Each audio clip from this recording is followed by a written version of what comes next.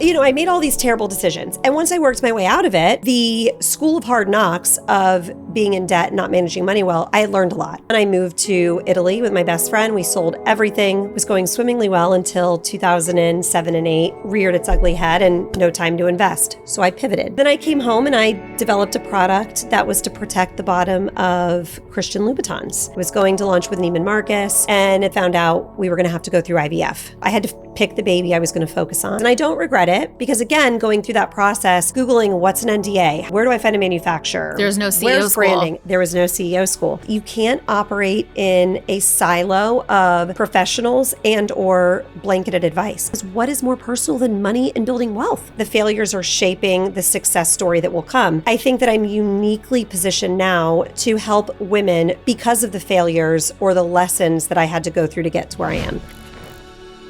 Hi, everyone. Welcome back to the CEO School podcast. I am so thrilled for today's episode. You've already seen her. She's already been on the podcast.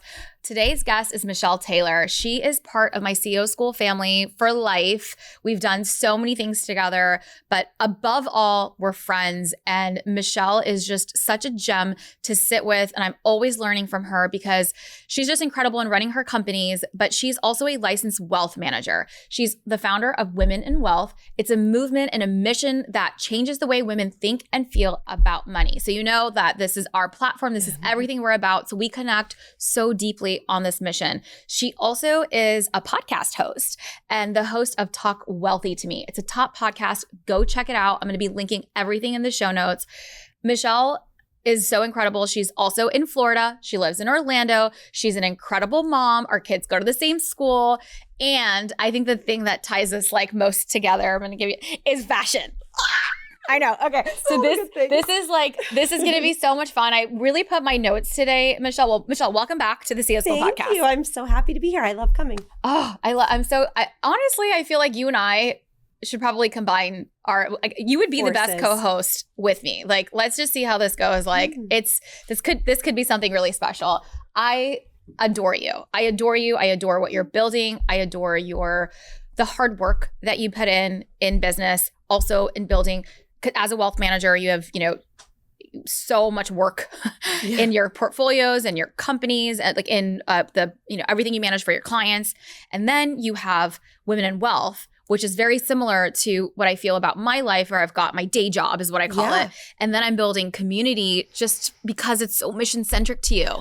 And then on top of that, you're also busy mom, wife, and friend. Yes. Yeah. And our kids are on the same schedules and it's nuts and all the things. And so how are you doing it all right now?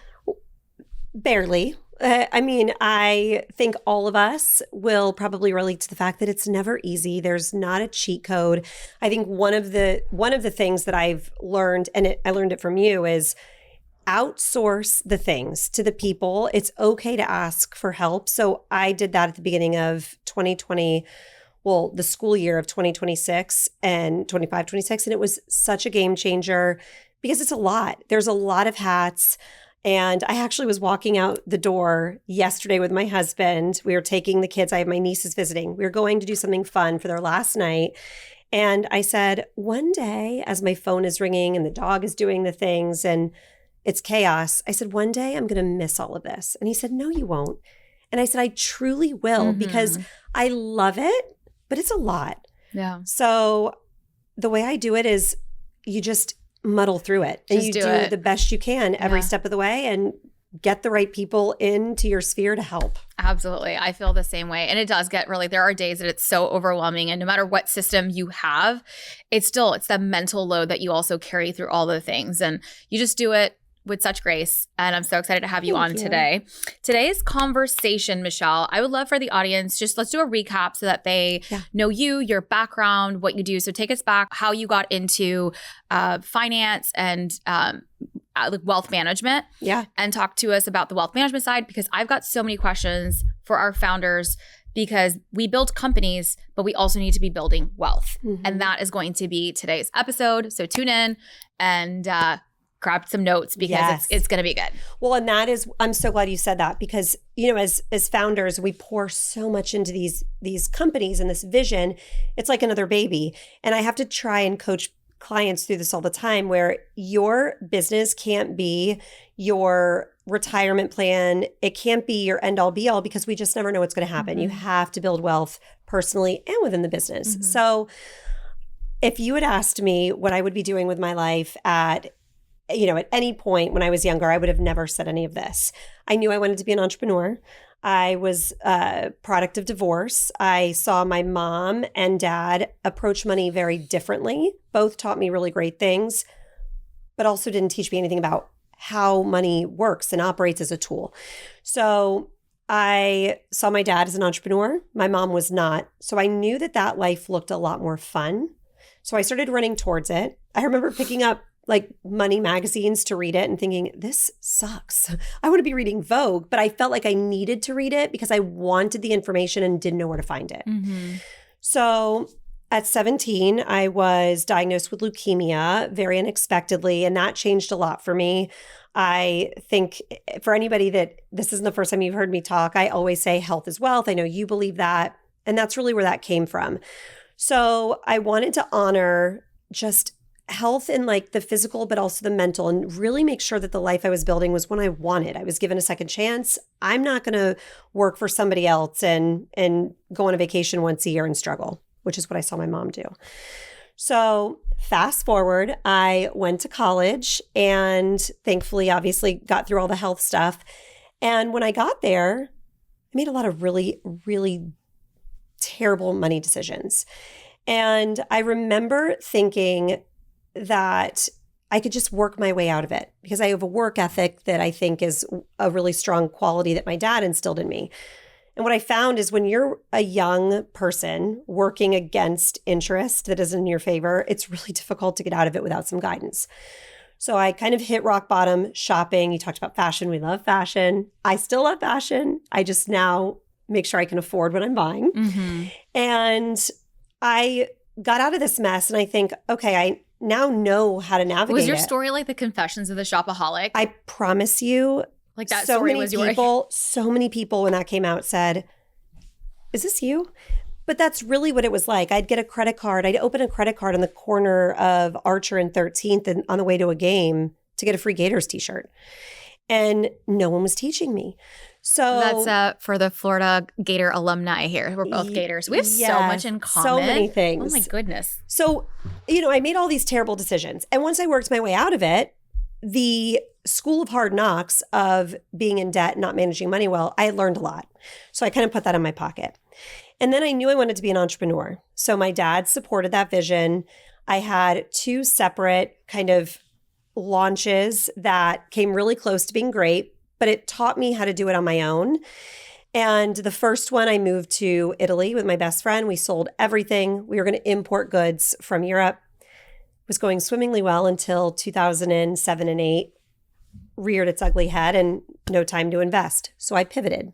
So I learned how to pivot there. And again, I learned a lot about business. I went to business school, which doesn't really teach you how to be a business owner as well as doing does.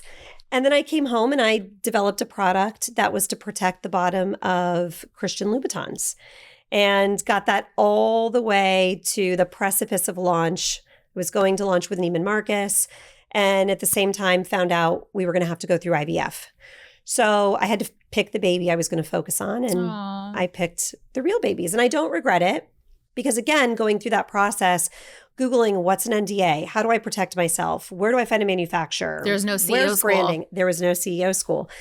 So I learned a lot. And going into these meetings, I'd see the demeanor that I was met with as a 27-year-old woman, where these guys in paper and film in Pennsylvania that are manufacturing this, they get it, but they were also like kind of tapping me on the head and treating me differently than they would have a guy. So fast forward, I think I start working for Prada, which is still near and dear to both of our hearts. I love their place in my life and my story. But I knew that I didn't want to do that forever. I knew that I wanted to be a mom and I knew I wanted to be an entrepreneur. So when I was pregnant, one of my best friends, who is actually one of my partners now, said, he was my wealth manager and said, do what I do. So I did. And that was 12 years ago. And I've loved it every single step of the way. It really is the Confessions of the Shopaholic story. It's so weird, right? But it is. And one of the things that I think, and I love to talk about this with visionaries and founders, is you never know how the failures, and I've heard you say this, the failures are shaping the success story that will come. I think that I'm uniquely positioned now to help women go through so many different things in their lives because of the failures or the lessons that I had to go through to get to where I am. So here I am. I have had my practice for 12 years. I have a focus, I would say about 90% of my client base are business owners and founders. And of that 90%, about 85% are women. And in those conversations with thousands of founders and female business owners, I kept noticing the same questions, the same uncertainty, the same money mindset around things. And that's where Women in Wealth came from. So I realized that at a very basic level, it didn't matter how successful somebody was as a business owner, we still had so many things that we could improve upon. And so my mission around changing the way women think and feel about money isn't just for business owners, but for women in general. And that's where Women in Wealth got its start. And here we are a few years later, and now we're juggling all the things. I know, and it's an incredible community. We'll be linking everything in our show notes. But what an awesome story! I know your story, but it's beautiful. It's a great story. I'm so proud of you. You really are the real deal. And let's talk wealth now. Let's talk wealth. So you're a certified wealth manager, right? So you're actively investing your clients' money across different categories, and we'll talk about where the wealthy invest and how are we actually, how does our money make money? And we all know this, and there's such great conversation online, I feel, about money over the last 5 or 6 years. We've been in the digital space building communities, and there's two parts of this. I love that there is so much education about money. Yep. It's awesome. We're talking about it. Women want to invest. We're, we're able to get curious, ask the right questions. And the thing, and I know you're going to know what I'm going to say, that I hate about it is that we are learning from people who actually are not certified in whatever they're doing. And they're just good marketers. Yeah. And so I feel like sometimes I come across horrible advice. And that's the same in business content creators. And I feel it's the same in wealth content creators. And not all advice is a one size fits all. No. Like writing off your dog. I don't know. There's like a million, I don't know. There's like a million, people ask about like pieces of advice. So talk to me about how are you thinking about wealth, and how should women be thinking about wealth in a safe and, in a growth mentality that will protect them for the long run? I see it all the time. I agree with you. And we've talked about this countless times because, to your point, we're in an environment now where we have everything we need at our fingertips. But when it comes to building wealth, you guys, okay, so I'll say this. If you're someone that's listening and you're thinking, I just want to figure out how to pay off debt. Well, fine. Like, the methods to pay off debt are out there. But when you're talking about really building wealth, this cannot be cookie cutter. Yeah. It cannot be blanketed advice.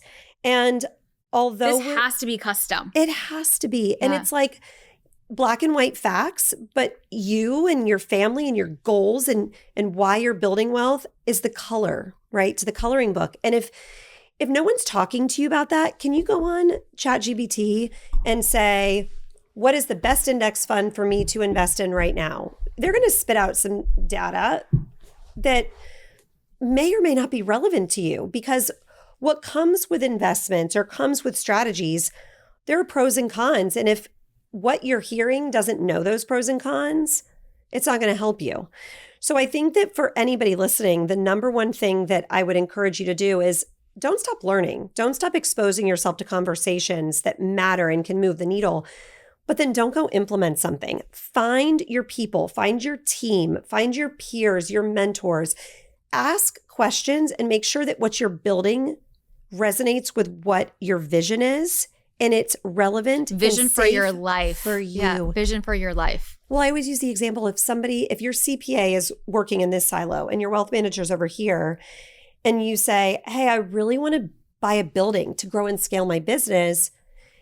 If your CPA doesn't know that, and then they tell you, hey, you can save 20% by putting a huge amount into a solo 401k, and you do that, Well, now you don't have access to that money to go grow and scale your business. And that's why it's so important that it has to be customized. You can't operate in a silo of professionals and or blanketed advice. It has to be personalized, because what is more personal than money and building wealth? Yeah. I mean, it's so important from a knowledge standpoint and for having we call it like the cabinet, right? All of the people that are advising you for everything to talk together, and you are at the nucleus to set what your vision is, both for your business and for your life and for your goals. Because there are things that, from a wealth, like you were saying, like you could put it into this and your money can get locked up. But like, if you really want, like if your dream is to like have a boat and to be on the boat, and that's like very important to you, like you can achieve that sooner maybe if your advisors know what are your personal goals and what are things that you want, and not have for it to like wait until at the end of your life or in retirement. And so I really believe in like building wealth, but also being able for money to be a vehicle to live your life, and not just be this vehicle of savings, or not just be a vehicle of safety. And I think it's very different when it comes to money. I think we're so easy to, we're the way that we justify value. Mm-hmm. Do you want to talk about that a bit? Like we justify investments because I see it from the business lens. Yep. Okay. So like my lens is when I talk to women in business and they're looking at their P&L, we're held back because we're so afraid of investing into getting a new hire.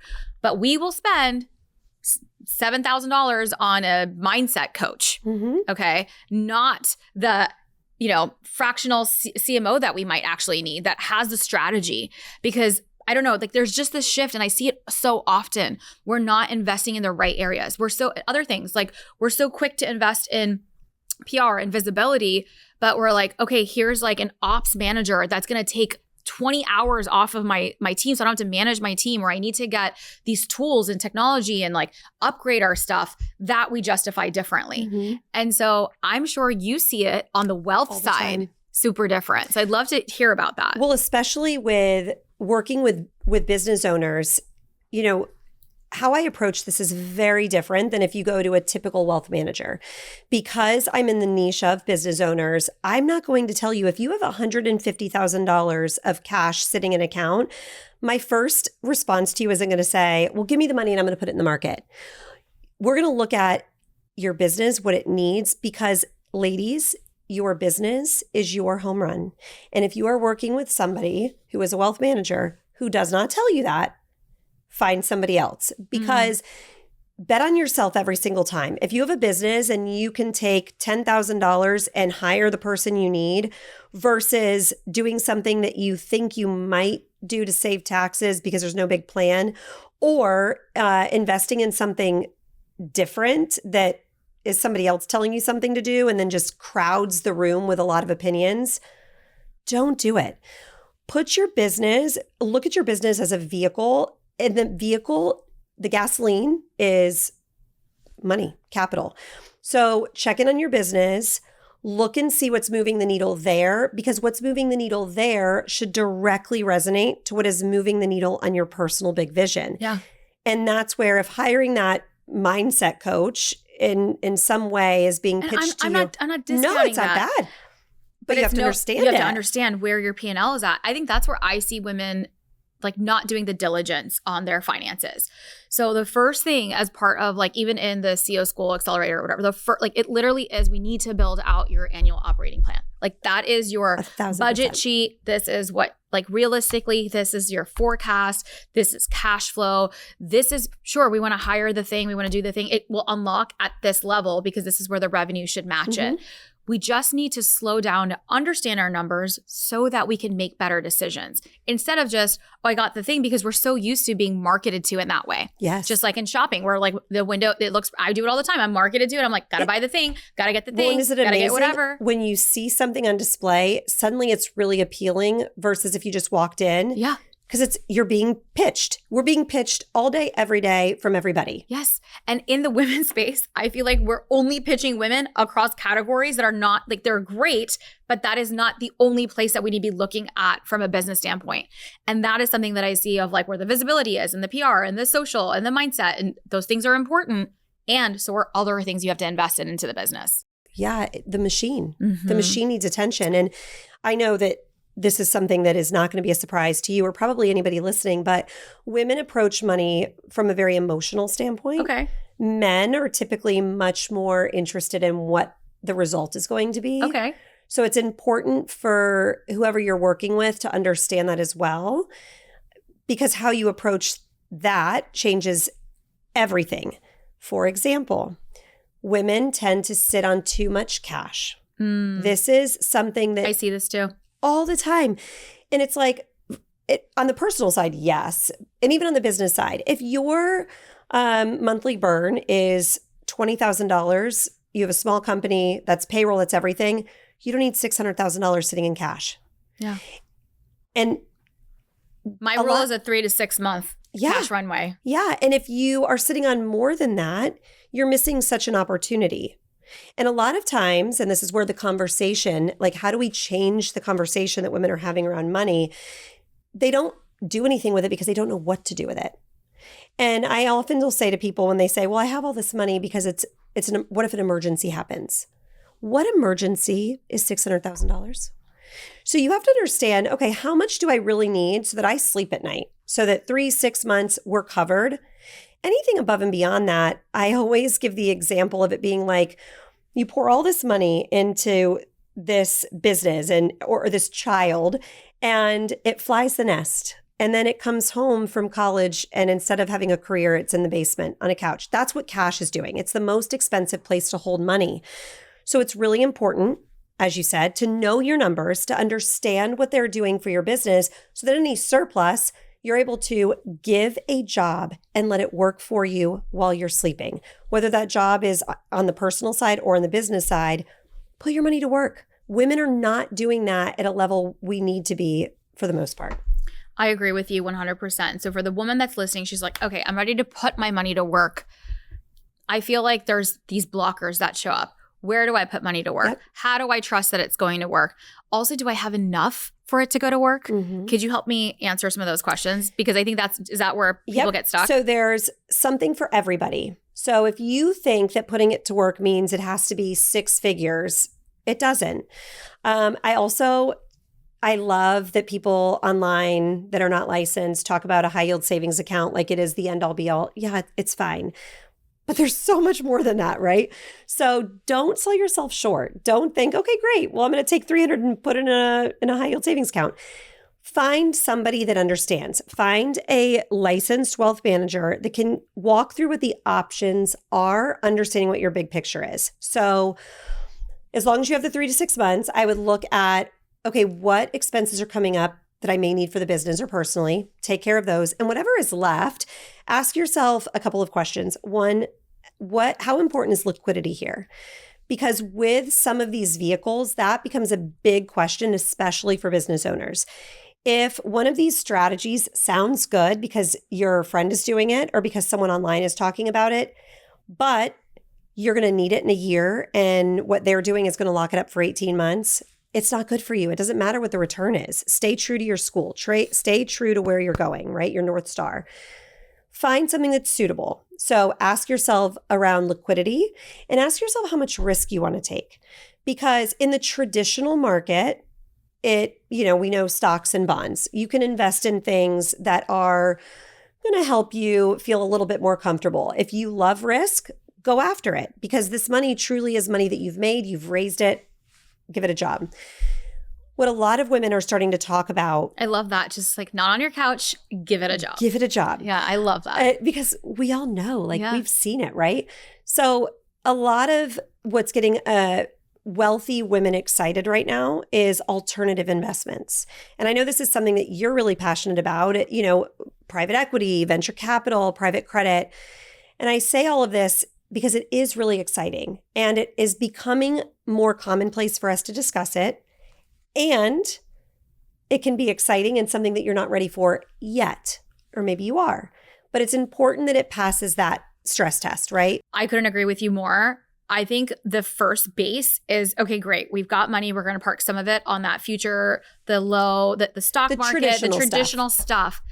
But if you have a little bit of a risk appetite and you have guidance in the right places to do it, there's so many other ways to also park capital. I wouldn't just be parking capital in once I had a traditional, portfolio and I've got additional capital, or there's a percentage of my capital. So what I look at from my overall pie, it doesn't necessarily mean whether you have to have $10 million or $20 million or $1 million or $100,000.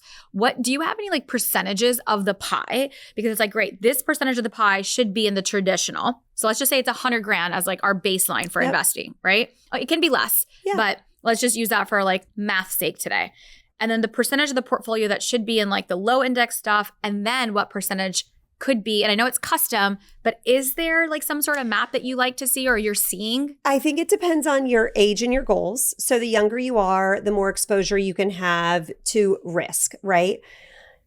As I would say, again, it needs to be custom, but once you feel like you have a good, strong foundation, listen, X, Y, and Z can happen in the market or the world or the economy, and it's not going to push me off track. I think that then you can kind of say, okay, I'm ready for what's next. Mm-hmm. And then when that time comes, it doesn't have to be massive. Are there ways you can be an angel investor or look at VC or private equity and put $100,000 in? That's usually the minimum for a lot of them. There are, though, and especially for probably mostly women listening, there are some really cool and exciting ways that you can take $5,000, $10,000, $15,000 and put it in a startup just to try it. And I would encourage anybody listening to think, okay, with any of these investments, they're more risky. Mm-hmm. But if you lost the $5,000, is it going to push you off of course? The plan. And if the answer is no, then have a little bit of fun. Really think about what's important to you. If real estate is something that you find really appealing, we love real estate. We love real estate. From a tax perspective, it is just the secret sauce, but it's not as liquid. So you have to ask yourself what you actually are interested in. Mm-hmm. Some people have a huge real estate portfolio and want nothing to do with any kind of, alternative investments, and that's okay. There are things out there like oil and gas. There are things like private credit, and these are things, and why I like them so much is because as women, I always encourage people to think through, how do you create passive income or mailbox money so that you could totally, if Sunny wanted to leave and just watch her businesses operate, it's going to become doable and feasible if she's replicated her income through passive income. Mm-hmm. It gives you freedom. It gives you options. And that's the traditional retirement, right? That the fund, your investments are paying you what your lifestyle. Yeah, whether it's through dividends or whether it's through don't think about Social Security and retirement accounts, but think more of let's use real estate. If you are in the group that loves real estate and you can basically say, listen, I can replicate my income. If I brought in $8,000, I'd be fine. If you've got long-term rentals that are bringing in $10,000, then you could essentially step away or, take a sabbatical or hire somebody to replace you, and still it works. Yeah. So that's what you have to ask yourself is, what do you really need to bring into the home? And that should be a goal that you're talking through with anybody who's helping you is, how do I replicate my income? Whether you'll step away or not, if something unexpected happened, if you got hurt, if your job suddenly disappeared or your market disappeared, you're still protected. And I think that that's kind of those questions to start asking as the foundation is strong is, okay, now how do I replace my income? And then where do I go from there? And that's really where those alternatives come in and are more fun for the people that have the appetite for it. I think that I love that answer. And I do think that you should never invest in something that you're not willing to lose, mm-hmm. right? Because it is a risk. There are things that are very low risk, which are going to be there. And that's where the base needs to be. And, Faisal will tell you, every time I have my meetings with, our wealth managers, they're like, this is Sunny's fun. I want to invest in women. Go do fun. Go do it. And I'm writing checks that are good for my appetite, that are within my section of what I feel comfortable with, but I can make decisions for myself within that. And I love having that. And at the same time, then we're diversified across other things like real estate and alternative investments, commercial, just so many different other vehicles of investing. And then we know that we're safe and secure and our kids are secure because we're building towards this main pot of of our life investing. And so I feel like it does come with time. But we started, I want to remind everybody where we started too. Yeah. So we didn't start when we had a liquidation event, which people assume now, where I did start to invest in startups was post my, I still had a couple startups before my liquidation event, but where I got, I invested more and did more of the alternative stuff was clearly post the exit. But since we've been married, since we've been together and our accounts were one, we knew investing was something we needed to do. And whether it was just that $3,000 a month that we would put in, we knew that there was a percentage of our income that needed to go into our accounts for investing. So we've been building that portfolio over time. And what's crazy is that the level of compounding that a small portfolio can have is astronomical. It's huge. And that's something I think women don't realize. And we feel like because we're such perfectionists and such high achievers in a way, I think we have this mindset around I need to have X, then I'm going to, right? And then I'm ready. It's like this I'm ready feeling is happening with money. You're ready now. You're ready now. And you just need to find the entry point that meets you where you're at now. Like we said, there's things out there that if you said, hey, I really, my fund money is like 20 grand. Well, find something, and there are resources, and I'm sure we can share those for anyone interested in the show notes, but you can say, hey, I'm going to take this 5 grand and I'm going to put it into something that I'm really passionate about. And if nothing comes of it, I'm going to be okay. But it's going to excite you around wealth building as well, because when you put your money in the market sometimes, and it's like the set it and forget it, that's not really exciting. But when you are investing in things you love, like if one of these startups that you invested in hit it out of the park, that's fun and exciting to watch. Yeah, I'm actually wearing Argent today, which is one of my favorite companies. I met the founder and I just fell in love with what she was building. And I genuinely have been a customer, and I love it. And I think it's the best workwear ever. I am rooting for her. And when an opportunity came about that she was raising capital, I was like, please, this is my appetite. This is what I want to invest.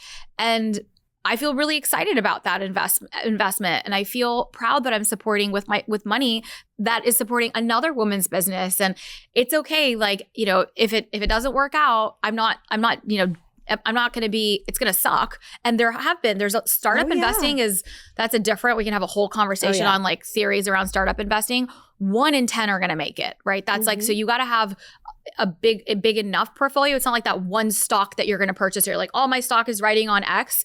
That's startup investing. So if you want to get into startup investing, I would rather have a little bit in again, creating a pool, so that one hits it out of the park that covers the losses across the others. So even in startup investing, I've learned so much, but I feel so proud of the investments that I have. And that's fun to me. This is fun to me. Yeah. And I'll use the baseball analogy because, with investments, we'll often say, hit it out of the park, right? So I'll take my own son. He's eaten up with baseball, and how he approaches what he swings at matters with how the game is going. So think of the game as your foundation. If he comes up to bat and they're winning by 10 runs, he's going to swing it more because he's like, if I get out, it's fine, we're winning, but I may hit that magic home run. Versus if things are a lot tighter and close, you're going to be a lot more cautious, and you should approach your finances the same way. And I think that it's that old adage, with more risk comes more reward. And if you can afford to take the risk, that's where that reward can be huge and so much fun. But don't sit on the sidelines waiting to be ready, because with babies, business, marriage, you're never ready. And like you said, with things compounding, you're never going to get that time back. So when I'll sit with someone and they'll say, well, I don't know if I should take this money, a liquidity event, and pay off my house or do this thing. And it's don't pay something off that has a 2% interest rate to save there when you could be putting it somewhere getting you 15, because you're not just missing that, you're missing the compounding that the money makes on the money, and you can never get that back. Time truly is our most precious asset. It really is, and especially when it comes to wealth. And the other thing that I wanted to point out that I see this often is you might not have a liquidity event in your business, and that's okay. So there's understanding the style of your business, but your business is still your number one vehicle of wealth creation. So when we work a 9 to 5 and this is our steady paycheck, this is the level at which your wealth can grow is at the level of which your salary can grow, right? And so it's like, this is at the top of where your salary is going to be at. That's where you can predict where your wealth is going to be. What is the most incredible thing about entrepreneurship and why I love this so much is that I think it's the greatest vehicle for women to make money. And we have to approach our businesses with this mindset that it is a vehicle for wealth.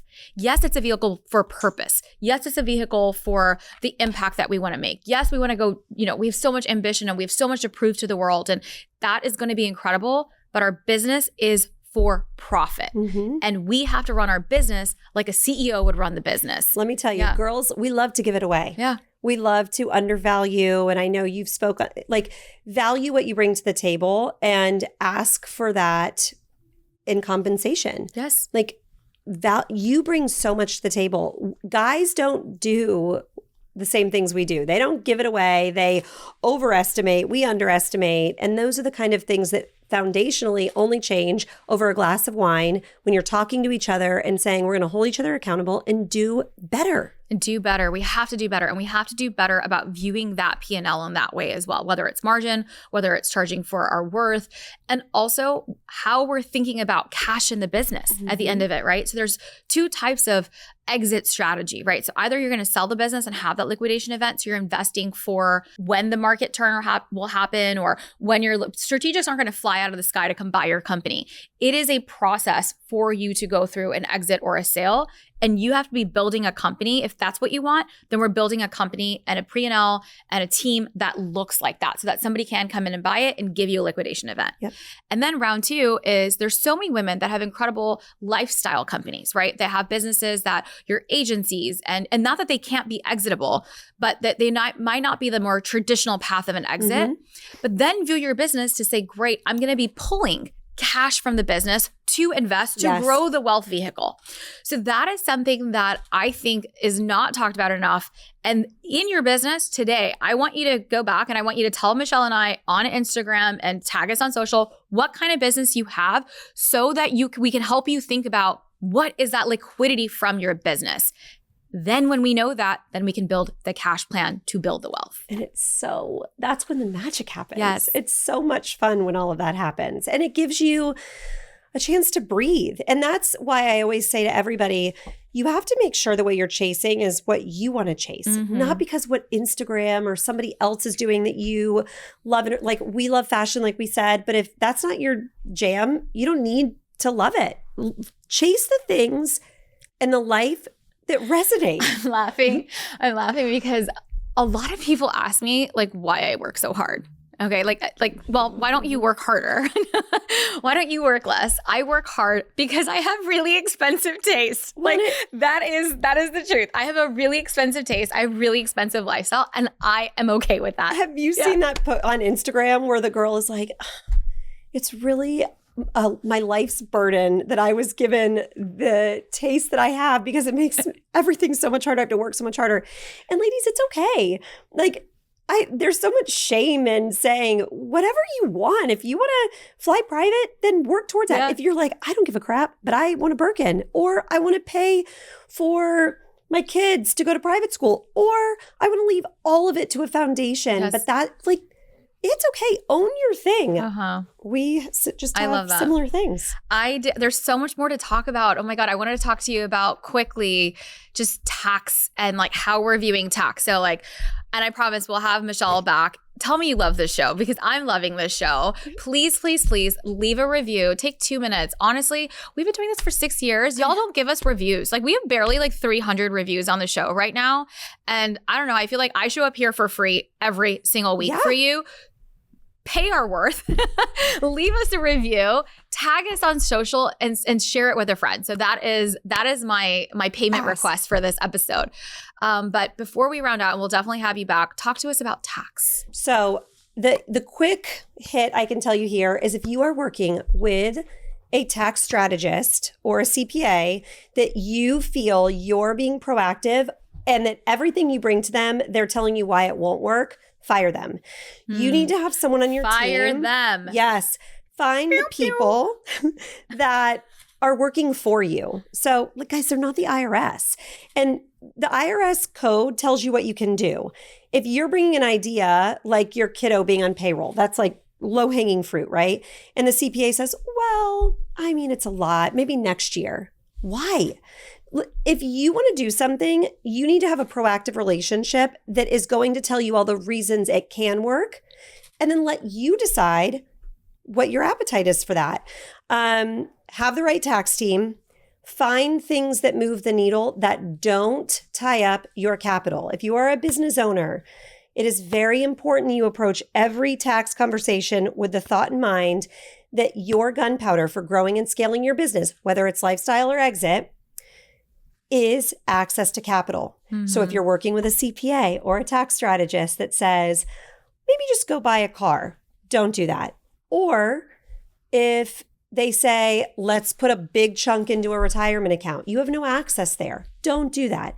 Find a team that understands that you're a business owner and meets you where you're at on strategy that works for you specifically. There are tons of things out there that work that do not tie up your capital until you're 60 years old, because tomorrow is not promised. Mm-hmm. And that's what Sunny said in the beginning. Enjoy your life today. Yes. And if you're working your butt off to put everything in a retirement account when, God forbid, something could happen to you, and then for what? Do something that allows you to enjoy life today and keep as much of your hard-earned dollars that you're allowed to keep. The IRS tells us how to do it. Now, find the team that's going to help you implement the things that keep more in your pocket. I love this. Oh my God, Michelle, this has been so much fun. I hope you guys enjoyed today's episode. So many more questions, so many more things. I feel like we need to do like favorite wealth books. We got to come back. So we'll do a part 2 of this. Let us know if you want a part 2 or a part 3 or a part 4. We're really feeling it. Or a series. I don't know. This is exciting. This is exciting. Thank you for tuning in today for the show. Michelle, thanks for being here on the podcast. I will see you. Go take some action. So go do the action. What's the action they have to take today? Action is, I would say, understand what your monthly burn is and ask yourself the question, am I sitting on gunpowder that I should deploy and give a job? Push it out of the nest. Give your money a job. Yes. Push it out of the nest. We'll see you guys next time on CEO School.